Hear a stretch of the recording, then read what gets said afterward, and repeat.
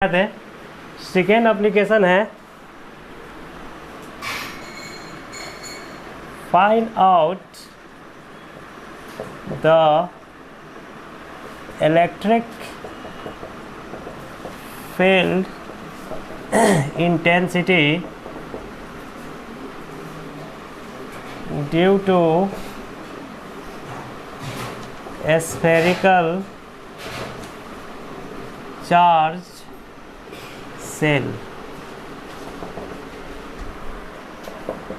Cell आप लोग समझते हैं, ठीक है ना। कवच जिसको आप बोलते हैं, जैसे फुटबॉल जो होता है उस सेल टाइप का ही होता है, अंदर में खाली रहता है और पूरा एक लेयर होता है सर, और स्फेरिकल होता है, ठीक है ना।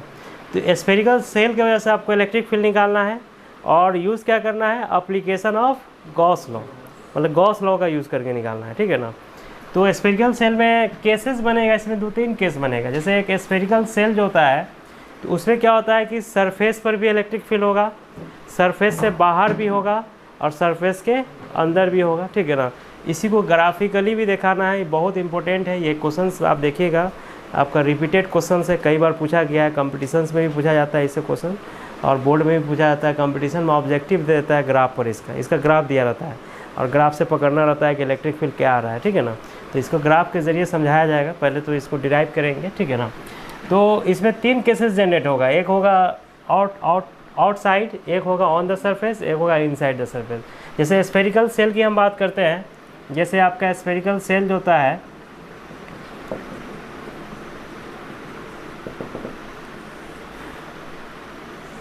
ये आपका स्फेरिकल सेल है, ठीक है ना। तो इसके अंदर में कुछ भी नहीं है, सेंटर पर जैसे ही चार्ज को लेंगे कहाँ चला जाएगा, सरफेस पर चला जाएगा। मतलब इसके सेंटर पर चार्ज को जैसे ही डालेगा वो कहाँ चला जाएगा, सरफेस पर चला जाता है, ठीक है ना। सेल जो होता है स्फेरिकल है। अब स्फेरिकल तो फिगर के ज़रिए नहीं दिखा सकते हैं, है ना, तो आप इस तरह से दिखा रहे हैं स्फेरिकल है, मतलब फुटबॉल जो होता है वो स्फेरिकल टाइप का होता है, ठीक है ना। तो यहाँ पर क्या है कि इलेक्ट्रिक फील्ड जो निकालेंगे इसमें 3 केस बनेगा। केस 1 जैसे आपका आउटसाइड द सेल, मतलब आउटसाइड कोई पॉइंट अगर लीजिएगा वहाँ इलेक्ट्रिक फील्ड आपको निकालना पड़ेगा, ठीक है ना। यहाँ लेते हैं क्या है आप, we take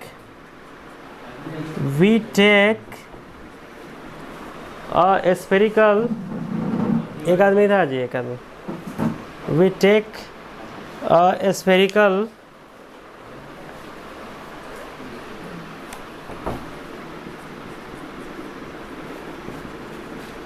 cell and we situated a charge at the center of the cell। Cell के सेंटर पर हम एक चार्ज को, सेल के बाहर में हम एक पॉइंट लेते हैं, ठीक ना। टेक अ पॉइंट P मान लेते हैं, ठीक है ना, outside the cell, cell के बाहर हम एक पॉइंट लेते हैं, ठीक है ना। Then find out the electric field, find out electric field intensity on the outer side whose charge density, जिसका चार्ज डेंसिटी जो होगा इज सिग्मा होता है। क्या सरफेस चार्ज डेंसिटी की बात करें तो सिग्मा होगा, ठीक है। सरफेस पर चार्ज की डेंसिटी कितना होगा, चार्ज डेंसिटी जो होगा सिग्मा होगा। मान लेते हैं कि रेडियस इसका r है, तो रेडियस r है तो सिग्मा इक्वल टू कितना हो जाएगा, Q/4πr² हो जाएगा। यहाँ से Q का वैल्यू कितना आ जाएगा, सिग्मा इंटू 4πr², ठीक है। तो इसमें जो है आपका पॉइंट जो आउटसाइड में जो लीजिएगा, जैसे आपका स्फेरिकल सेल है ये, ठीक है ना। तो स्फेरिकल सेल के बाहर में एक पॉइंट लेना है, मतलब ये रेडियस r है और इसके बाहर में हम एक पॉइंट ले रहे हैं, ठीक है ना।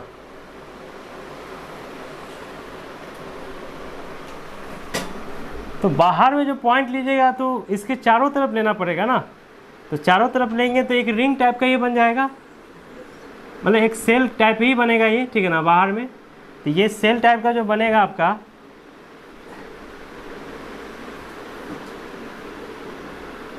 मान लेते हैं कि ये R पॉइंट है, ठीक है ना, जिसका P पॉइंट है, जिसका रेडियस R है, ठीक है ना। यहाँ पर आपको इलेक्ट्रिक फील्ड निकालना है इसके वजह से, मतलब ये चार्ज जो है आपका, इसके वजह से क्या निकालना है, इलेक्ट्रिक फील्ड निकालना है, ठीक है ना। मतलब चार्ज सेंटर पर ले रहे हैं, मतलब चार्ज इसके स्फीयर पर आ जाता है, जैसे सेंटर पर डालेंगे स्फीयर पर आ जाएगा, ठीक है ना। तो इस पॉइंट पर आपको इलेक्ट्रिक फील्ड निकालना है, और इसमें यूज़ क्या करना है, एप्लीकेशन ऑफ गॉस थ्योरम, ठीक है ना। तो गॉस थ्योरम का जब हम यूज़ करेंगे तो अकॉर्डिंग टू गॉस थ्योरम, जब हम गॉस थ्योरम की बात करेंगे तो टोटल फ्लक्स जो होता है वो E ds equal to charge enclosed by epsilon naught, है ना। तो चार्ज इनक्लोज इलेक्ट्रिक फील्ड आपका E हो गया, ठीक है ना, ये आपका हो गया ds equal to charge enclose Q है बाई एप्सिलॉन नॉट। मतलब ये वैल्यू जो आएगा आपका एरिया जो होगा, तो पूरा सरफेस का एरिया जो होगा कितना हो जाएगा, एरिया इक्वल टू हो जाएगा, जो एरिया इनक्लोज कर रहा है वो कितना होगा, एरिया आपका हो जाएगा 4πr², मतलब ये पूरा एरिया कवर कर रहा है, ठीक है ना। ये वैल्यू हो जाएगा आपका E into 4πr² equal to Q by epsilon naught, ठीक है ना। इस तरह से ये वैल्यू जो आपका आएगा E equal to 1/4πr² into Q by epsilon naught, मतलब E का जो वैल्यू आएगा वो आ जाएगा 1/4π epsilon naught Q by r², ठीक है ना। तो ये outside the electric field intensity निकल गया। इलेक्ट्रिक फील्ड इंटेंसिटी ये आपका अगर सेल के बाहर वाले पॉइंट पर निकालना होगा तो ये वैल्यू आएगा 1/4π epsilon naught Q by r², ठीक है ना। This is the electric field intensity outside the given cell, जो सेल है उसके बाहर में ये निकलेगा, ठीक है।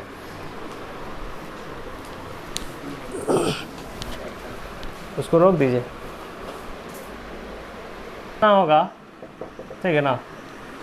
तो इस केस में जो होगा आपका इलेक्ट्रिक फील्ड जो आप निकालिएगा तो R इक्वल टू R हो जाएगा, ठीक है ना। आउटसाइड सरफेस में R ले रहे थे, ऑन द सरफेस में क्या लेंगे, R इक्वल टू R, ठीक है।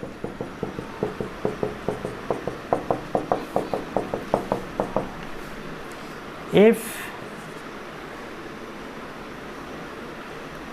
R equal to R, then point will be on the surface and surface charge density equal to क्या है, सिग्मा है, ठीक है ना। तो सिग्मा इक्वल टू कितना हो जाएगा, Q बाई 4πr², मतलब Q इक्वल टू हो जाएगा 4πr², ठीक है ना, इंटू सिग्मा हो जाएगा, ठीक है। तो इलेक्ट्रिक फील्ड जो होगा सरफेस पर फाई इक्वल टू जो निकालिएगा आप, तो फाई इक्वल टू जो होगा आपका Q enclose by epsilon not, ये जो आप निकाले हैं वैल्यू, ये कितना आया था, ये वैल्यू निकाले थे तो आया था आपका E equal to 1/4πr² into Q by 4π epsilon naught r² था। तो R के यहाँ पे क्या लीजिएगा, R लीजिएगा, E का वैल्यू कितना आ जाएगा 1/4π epsilon naught Q by r² हो जाएगा। और Q के जगह पर क्या रखिएगा, Q के जगह पर रखिएगा 4πr² into sigma by r²। तो 4π से 4π, R से R कट जाएगा तो बच जाएगा आपका सिग्मा बाई एप्सिलॉन नॉट। ये इलेक्ट्रिक फील्ड हो जाएगा ऑन द सरफेस, सरफेस पर निकालना होगा तो electric field sigma by epsilon not हो जाएगा, ठीक है ना। इसी तरह से इनसाइड निकालना होगा, इनसाइड द सेल सेल के अंदर में निकालना है। जैसे आपका सेल जैसे आप लिए ये चार्ज पॉजिटिव है, ठीक है ना,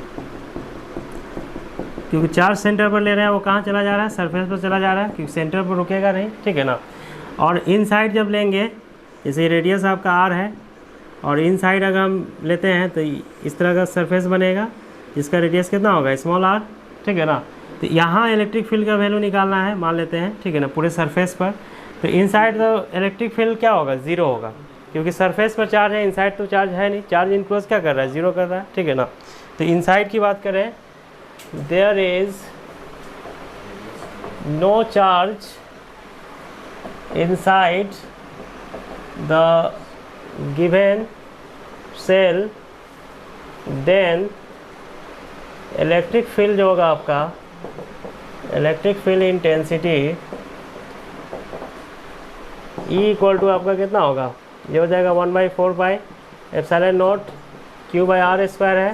तो ये वैल्यू आ जाएगा 1/4 pi epsilon naught 0/r square, मतलब वैल्यू 0 आ जाएगा जब r का वैल्यू r से छोटा होगा, तो ठीक है ना। तो ये 3 केसेस इसमें जनरेट होता है। इलेक्ट्रिक फील्ड इनसाइड द 0 होगा on the surface sigma by epsilon naught, और outside the surface 1/4 pi epsilon naught Q by R square, ठीक है ना। अब तीनों को मिला के ग्राफ आपको बनाना है, ठीक है, इसको उतारिएगा।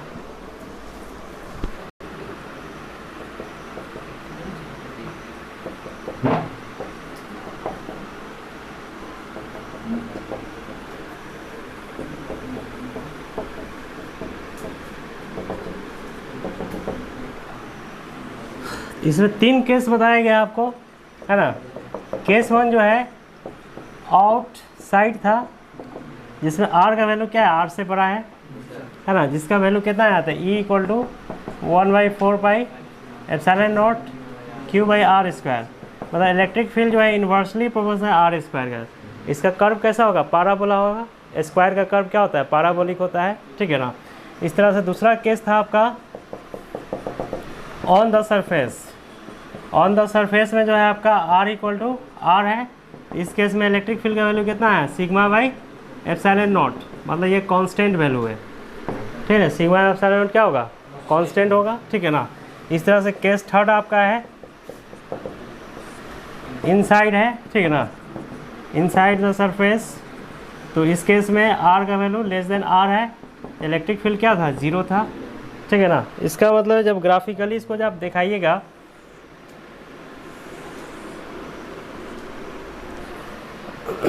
जैसे इलेक्ट्रिक फील्ड को हम ले रहे हैं इधर, इधर ले रहे हैं रेडियस को, ठीक है ना, r को ले रहे हैं इधर, ये r है और ये आपका E है, ठीक है ना। तो देखिए r का वैल्यू r से छोटा है, तो r से जब छोटा है तो इलेक्ट्रिक फील्ड का वैल्यू क्या है जी, 0 है। तो इसी लाइन पर ना होगा, इलेक्ट्रिक फील्ड कहाँ होगा, इस लाइन पर होगा। मान लेते हैं कि यहाँ तक जो आ रहा है r का वैल्यू लेस देन r है, यहाँ तक इलेक्ट्रिक फील्ड क्या होगा, 0 होगा। जब 0 होता है E का वैल्यू, तो E ऊपर जाएगा ही नहीं, सिर्फ इसी पर आ जाएगा, ठीक है ना। उसके बाद फिर एक कांस्टेंट वैल्यू आएगा, जब r के बराबर आएगा तो वैल्यू कितना आएगा, ये r is less than r के लिए है, और जब r का वैल्यू r के बराबर होगा तो एक कांस्टेंट वैल्यू आएगा। मान लेते हैं यहाँ तक आया ये वैल्यू कांस्टेंट, जो कितना है, E equal to sigma by epsilon naught है, ठीक है ना। जब r का वैल्यू r से बड़ा है तो कैसा कर्व है, पैराबोलिक कर्व है। तो इस तरह से कर्व बनेगा आपका, पैराबोलिक होगा। r का वैल्यू जैसे जैसे बढ़ते जाएगा इलेक्ट्रिक फील्ड घटते ही जाएगा, है ना। तो ये एक पैराबोलिक कर्व होता है। ये आपका कर्व है, यहाँ से लेके यहाँ तक ऐसे करके। इसको अलग कलर से बना लीजिएगा, ज़्यादा अच्छा रहेगा। मतलब ऐसे आया, ऐसे गया, फिर ऐसे, ठीक है। ये कर्व के बारे में पूछेगा ऑब्जेक्टिव में आपको। तो दिखा दिए सिलेबस, इसको समझ में आया ना जी, कि सब चीज़ पढ़ा दिए हैं, हाँ, इसलिए पैसा मांगे हैं क्या और नहीं पढ़ाते हैं तो पैसा मांगते हैं, तो तुमको भी ख़राब लगता है कि सर पढ़ाई नहीं किए, पैसे भी मांग रहे हैं क्या। इस तरह से यूट्यूब पर सब जाकर वीडियो देखिए, जो छूट गया है वो भी हम डाल रहे हैं। एक फर्स्ट चैप्टर का तो डालेंगे, इसलिए कि बहुत सारा बच्चा को फर्स्ट चैप्टर छूटता है, और सेकेंड वकेंड से उतना हम लोग रिस्क नहीं लेते हैं। उसके बाद बच्चा का प्रॉब्लम है क्या, एक चैप्टर में प्रॉब्लम हम लोग बर्दाश्त करेंगे, सेकेंड चैप्टर हम लोग बर्दाश्त नहीं करेंगे क्या। ए हो गया आपका, कितना दिया हुआ है, 3 माइक्रोकूलम। चालू कर दीजिएगा उसको, ठीक है। ये आपका हो गया -3 microcoulomb. 2 point charges Q A and Q B are located 20 centimetre apart. इसके बीच का जो डिस्टेंस है वो 20 सेंटीमीटर है, मतलब 0.2 मीटर, ठीक है ना। इन वैक्यूम मतलब हवा में रखा हुआ है। What is the electric field at the mid point O of the line A B joining the two charges, मतलब मिड पॉइंट समझ रहे हैं, बीच का पॉइंट। यहाँ पे इलेक्ट्रिक फील्ड क्या होगा ये आपको बताना है, ठीक है ना। तो देखिए ये पॉजिटिव चार्ज है, तो पॉजिटिव के चार्ज की वजह से इलेक्ट्रिक फील्ड किधर होगा, इस तरफ होगा, ठीक है ना। और नेगेटिव चार्ज की वजह से ये भी इधर ही होगा, सेमी डायरेक्शन में होगा ना जी। अगर ये पॉजिटिव रहता तो इधर होता, ठीक है ना। तो इलेक्ट्रिक फील्ड जो होगा आपका बीचों बीच में होगा, मतलब कि आप देखिए यहाँ डिस्टेंस जो लेंगे आर का वैल्यू कितना लेंगे 0.1 मीटर, ठीक है ना। और यहाँ भी आर का जो वैल्यू लेंगे 0.1 मीटर। तो इलेक्ट्रिक फील्ड जो नेट इलेक्ट्रिक फील्ड जो होगा सेंटर पर वो कितना हो जाएगा ई ए प्लस ई बी, और दोनों का मैग्नीट्यूड बराबर है ना, चार्ज भी बराबर, डिस्टेंस भी बराबर है। इसको आप 2 टाइम्स ऑफ ई ए लिख सकते हैं या 2 टाइम्स ऑफ ई बी लिख सकते हैं, जिसका वैल्यू कितना होगा 1/4 pi epsilon naught Q by R square. ये हो जाएगा 9 × 10⁻⁹। क्यू का वैल्यू कितना है 3 × 10⁻⁹। आर का वैल्यू कितना है 0.1 का होल स्क्वायर, मतलब ये 20 अच्छा -6 है ना, हाँ -6 होगा। तो 27 हो गया आपका, और ये 9 और -6 कितना होगा 3, और ये -2 ऊपर जाएगा तो कितना हो जाएगा 5 हो जाएगा, 10⁵ न्यूटन पर कूलम। गुना भाग आप अपना देख लीजिएगा, आप गुना भाग को उतना फोकस हम नहीं कर रहे हैं, ठीक है। आप अपना कैलकुलेट कर लीजिएगा। हाँ कहाँ 2 से मल्टीप्लाई होगा, यहाँ देखिए ना 1/4 है। हाँ आप मतलब सिंगल के लिए निकाले हैं तो 2 से, हाँ 2 से मल्टीप्लाई करना होगा, ठीक है ना। 2 से मल्टीप्लाई कीजिएगा तो ये कितना आ जाएगा 54 × 10⁵ न्यूटन पर कूलम, ठीक है।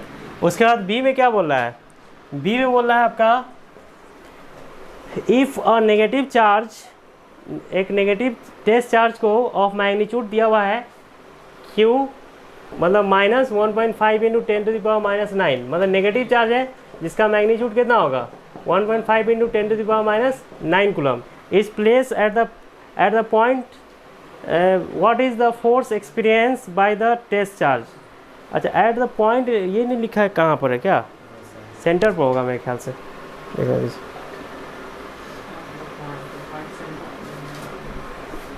Is place at the point what is the force experience by the test charge, नहीं दिया तो सेंटर पर होगा, ठीक है ना। मतलब यहाँ पर क्या है, सेंटर पर एक चार्ज को रखा गया है, जैसे आपका ये पॉइंट है आपका ए बी, यहाँ पर एक चार्ज को रखा गया है। तो कौन सा चार्ज है, नेगेटिव चार्ज है, माइनस चार्ज है, ठीक है ना। इलेक्ट्रिक फील्ड इस डायरेक्शन में लग रहा है, इलेक्ट्रिक फील्ड का डायरेक्शन ये है, नेगेटिव चार्ज है तो फोर्स किस डायरेक्शन में लगेगा, अपोजिट डायरेक्शन में लगेगा। अगर पॉजिटिव रहता है तो सेम डायरेक्शन में लगता है, नेगेटिव है तो अपोजिट डायरेक्शन में। तो फोर्स का वैल्यू क्या होगा Q × E। Q का वैल्यू कितना है 1.5 × 10⁻⁹। इलेक्ट्रिक फील्ड कितना निकला है 54 × 10⁵। इसको गुना भाग कर लीजिएगा, इतना न्यूटन हो जाएगा अपोजिट डायरेक्शन में, BA डायरेक्शन में, ठीक है ना, इस तरह से, ठीक है। इसमें बोला system has 2 charges QA, 2 charge है QA located at points A = 0, 0, -15 से, मतलब 3D में ये है, ठीक है ना। तो 3D फिगर बनाना पड़ेगा आपको पहले। 3D फिगर समझते ही है, X एक्सिस है, Y एक्सिस है और आपका Z एक्सिस है, ठीक है ना। इधर आपका -X होगा, है ना, इधर आपका -Y होगा और इधर आपका -Z होगा, ठीक है ना। ये एक्चुअली Z जो देख रहे हैं ना ये ऐसे है, ये ऐसे है ऊपर की तरफ और अंदर की तरफ, ठीक है ना। ये मतलब कि ऐसे नहीं, ये ऐसे है और नीचे की तरफ, ठीक है। अब पॉइंट देखिए, ये जो दिया हुआ है 0, 0, -15 सेंटीमीटर जो दिया हुआ है, ये X है, ये Y है और ये Z है। अब देखिए X पॉजिटिव है, Y पॉजिटिव है, Z नेगेटिव है, ठीक है ना। इसका मतलब पॉइंट यहाँ पर होगा, पॉइंट कहाँ होगा, ठीक है, यहाँ पर पॉइंट होगा A, जो कितना है 0, 0, -15 सेंटीमीटर है, ठीक है। दूसरा पॉइंट यहाँ पर जो चार्ज है वो कितना दिया हुआ है QA = आपका 2.5 × 10⁻⁷ कूलम। सेकेंड चार्ज जो आपका है B पर है, जो B कितना है 0, 0, यह आपका 0, 0, 15 सेंटीमीटर है। X, Y, Z मतलब इधर है, यहाँ पर होगा ये, ठीक है ना, यहाँ पॉइंट है बी, ठीक है, ये वैल्यू हो गया 0 0 15 सेंटीमीटर। तो इसके बीच का डिस्टेंस कितना हो जाएगा, 2a इक्वल टू हो जाएगा 15 और 15 कितना हो जाएगा 30 सेंटीमीटर हो जाएगा। अब इसमें माइनस प्लस नहीं लिया जाता है क्योंकि ये तो नेगेटिव डायरेक्शन के लिए लिया गया है ना, डिस्टेंस तो प्लस करेंगे क्या, तो ये हो गया 30 सेंटीमीटर, ठीक है ना। तो what are the total charge and electric dipole moment of the system, तो टोटल चार्ज क्या है ये बताना है। System has 2 charge Q A इतना लोकेट, अच्छा क्यू ए लिखे क्यू बी नहीं लिखे ना, 2 चार्जेस बोल रहा था ना, बी छूट गया है वही ना, बी छूट गया वही तो बोल रहा है। Q A and Q B छूट गया है, and Q B equal to कितना है, क्यू बी इक्वल टू आपका दिया हुआ है -2.5 into 10 to the power -7 coulomb, ठीक है ना, ये क्यू बी का वैल्यू है। तो यहाँ पर आपका क्यू है, यहाँ पर क्यू बी है, तो क्यू बी कितना है आपका -2.5 into 10 to the power -7 coulomb. तो टोटल चार्ज क्या होगा ये पूछ रहा है, तो टोटल चार्ज होगा आपका, मतलब नेट चार्ज पूछ रहा है क्यू नेट, तो ये हो जाएगा आपका Q A plus Q B. Q A का वैल्यू कितना है 2.5 इंटू 10 टू द पावर -7 और -2.5 इंटू 10 टू द पावर -7, मतलब 0 हो जाएगा। टोटल नेट चार्ज क्या है 0 हो जाएगा। अब डाइपोल मोमेंट जब निकालेंगे तो dipole moment P equal to क्या होता है, चार्ज का magnitude into distance between them. तो चार्ज का मैग्नीट्यूड कितना हो जाएगा 2.5 इंटू 10 टू द पावर -7 और डिस्टेंस कितना है 30 सेंटीमीटर, मतलब 0.3 हो जाएगा। ये कितना आ जाएगा 0.75 into 10 to the power -7 coulomb metre. ये आपका हो गया डाइपोल मोमेंट, ठीक है। 70 इंटू 10 टू पावर 9। हाँ वही है, बात वही है, 75 इंटू 10 टू पावर -9 भी लिख सकते हैं उसको, क्या उसको बंद कर दीजिएगा। Electric dipole with dipole moment, electric dipole moment आपका दिया हुआ है 4 into 10 to the power -9 coulomb metre is aligned at 30 degree with the direction of uniform electric field. Electric field से कितना एंगल बना रहा है, इलेक्ट्रिक फील्ड से ये डाइपोल का जो एंगल बन रहा है वो कितना बन रहा है 30 डिग्री बन रहा है, ठीक है ना।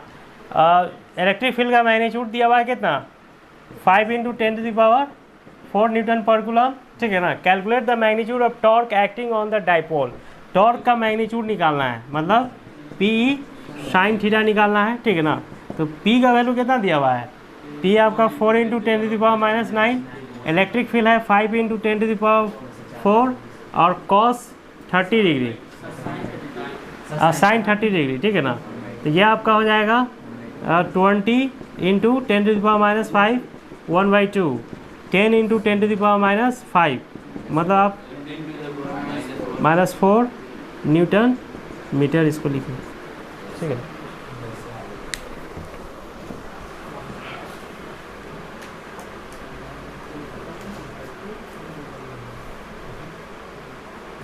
तो पूरा चैप्टर का रिवीजन स्टार्ट कर दीजिए, एक चैप्टर हो गया है, ठीक है ना। कल हम आपको क्वेश्चन बैंक से देंगे क्वेश्चन सब, या हो सकता है आज शाम में हम व्हाट्सएप पर भेज देंगे, तो आप लोग बैठ के बनाइएगा घर पर, मतलब होमवर्क में वो रहेगा आपका, मतलब क्वेश्चन बैंक का हम भेजेंगे क्वेश्चन फर्स्ट चैप्टर का पूरा, ठीक है ना।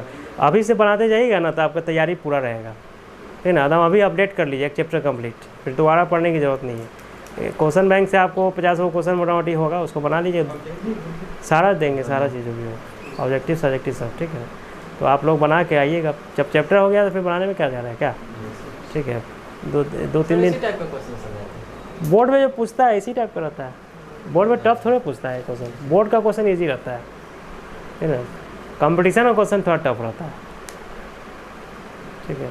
बोर्ड का क्वेश्चन जैसा क्लास में बता, हाँ तो ऐसे ही पूछा करता है, ज़्यादा टफ क्वेश्चन नहीं पूछता है, ठीक है। बोर्ड क्वेश्चन जो होता है इजी रहता है, कंपटीशन का क्वेश्चन इजी नहीं रहता है, उसको थोड़ा सा प्रैक्टिस चाहिए। एनसीईआरटी का क्वेश्चन का जो लेवल होता है वही बोर्ड का लेवल होता है, ये सब एनसीईआरटी का क्वेश्चन है आपका, ठीक है ना।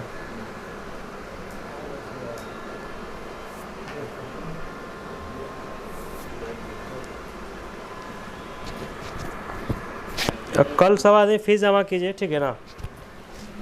हंसी मजाक बहुत हो गया, ठीक है, पढ़ा भी दिया, ऐसा थोड़ा है। ऑनलाइन भी पढ़ाए हैं और लोग अब स्टार्ट किया, हमें ऑनलाइन पढ़ा भी रहे हैं क्या जी? मतलब मोटामोटी 25-30 क्लास हम ले भी लिए हैं क्या? ऑनलाइन सब मिला के नहीं ले लिए? अच्छा कम थोड़ा 25-30 दिन डेमो थोड़ा चलता है क्या? डेमो भी 2-4 दिन चलता है कि नहीं? अब जो आदमी 2-4 दिन पढ़ाई किया तो वो तो मान लें कि थोड़ा देर तो ठीक है क्या? हम तो ऑनलाइन में भी मेहनत किए हैं, ऑफलाइन भी कर रहे हैं क्या? जो छूट गया उसको भी डाल ही रहे हैं, जिनका छूट गया यूट्यूब पर देखिए अपना जाके वीडियो डालना स्टार्ट कर दिए हैं, ठीक है? जो छूटा हुआ है खाली तो वो रिकॉर्डिंग नहीं किए तो फिर हम रिकॉर्डिंग करके डाल देंगे उसको। और एक रिंग वाला क्वेश्चन नहीं डालेंगे। बंद